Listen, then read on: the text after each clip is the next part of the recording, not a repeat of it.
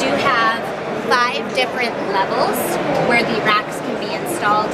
Now this one does come standard with 2 racks, 1 base rack, 1 enamel pan. Your oven cleanout is located directly below your oven, so it is on the front of the stove. That's nice to have. Your firebox is obviously not quite as large as the oven, but you can still get a decent sized log in here. As you can see, that's how far my arm fits into the stove. So you do have a cast iron grate on the bottom of the stove, refractory on the side, and a cast iron panel in the rear.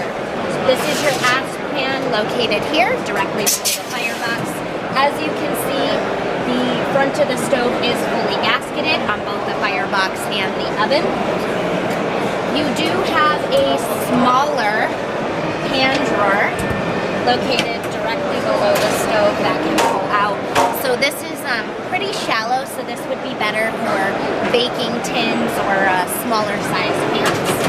Now the Rosa XXL does have 2 removable cook plates, one directly above the firebox. This is great for wok-style cooking. You do have 4 different rings here that can be removed for different size pans to fit in. The rings above the cooktop on the oven are also removable. This is one of the few Nordica products with the center flue. So you'll notice most of them do exit on the left or the right. A lot of people are looking for the center flue. Now the Rosa XXL does just come in this color.